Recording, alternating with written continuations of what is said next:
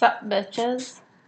I actually cannot see a damn thing in these indoors. I was briefly wondering how Dave could do it, but then I realized A, Texas, and B, he's a badass, whereas I'm not. So, that's pretty much that thing figured out. I've decided that it is time for another fond recollection from high school. As I mentioned yesterday, there's this place in Amanda's house called the Swamp. And in general, we were convinced that her house was quite haunted because that place was freaky. Like, it was amazing. I loved it. Don't get me wrong.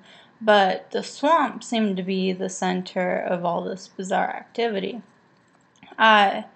For starters, we used to play this game called Ghost, and if you haven't heard of it, it's basically like hide and seek in the dark.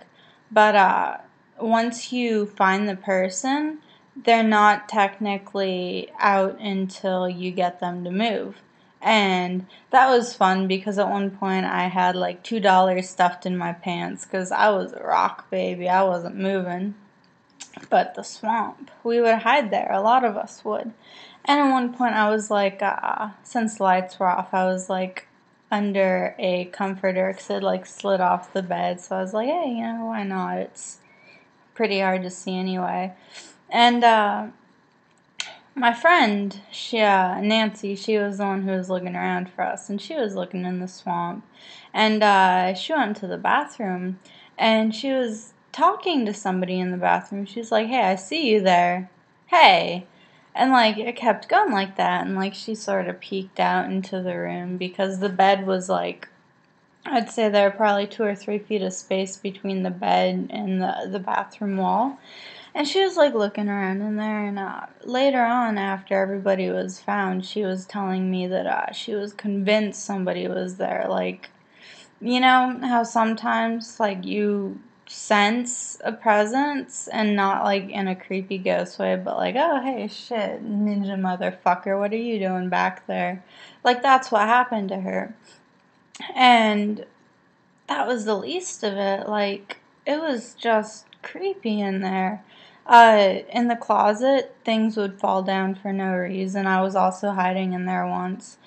Mad shit falling on me. Like, it was somebody or something's little hovel, and I'd intruded, and it wasn't happy about that. And it's sort of funny because, like, reading ghost stories and everything freaks me out so much, but in that case, I was just like, Jesus, come on. Somebody find me. I'm not gonna bitch out of this.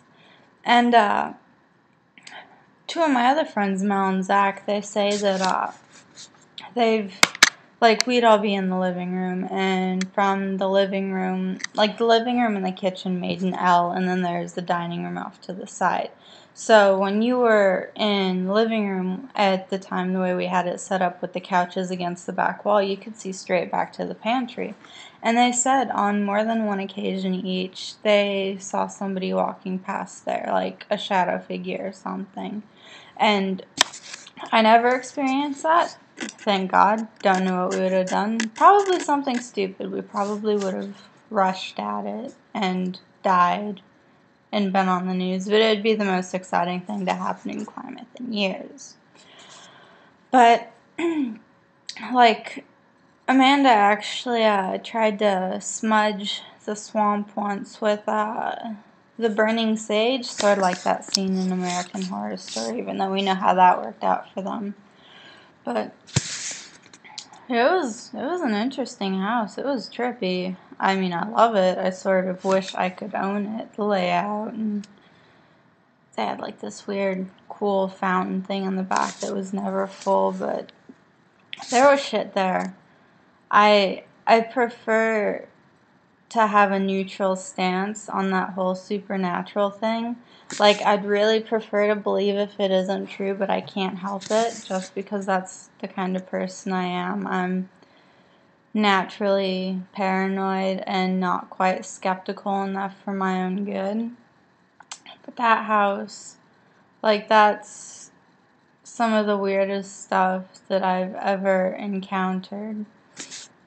On a similar note, when my brother was in the hospital, we were talking about ghosts and all this. I was telling him creepypasta and like stories from Amanda's house, and he told me that there was one night, he must have been 11 or 12, and his room, it was in the back. It was never meant to be a bedroom. It was like a back entry into the house. So there's this creaky old stairwell because the house was built like 1890s, early, 20th century. But he was there, and it was like 2 or 3 in the morning, and all of a sudden he heard footsteps coming up that stairwell. And that was before all the doors and windows were replaced. So the doors were really old and flimsy, and he heard somebody coming up. And then when they got to the top, they turned around and started walking down again and repeated the whole process. He said that whatever it was walking up and down his staircase for a good 45 minutes. And he said that's not the only time it's ever happened to him.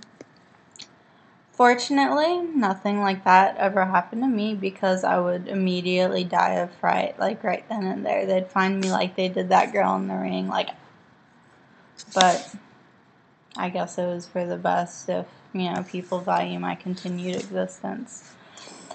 So, I guess I'm sort of lucky in the sense that I'm not overly sensitive to things like this, but I sure as fuck love these stories, and I still love Amanda's house, even if it's not Amanda's house anymore. But that's the story of the day. Hope you guys enjoyed.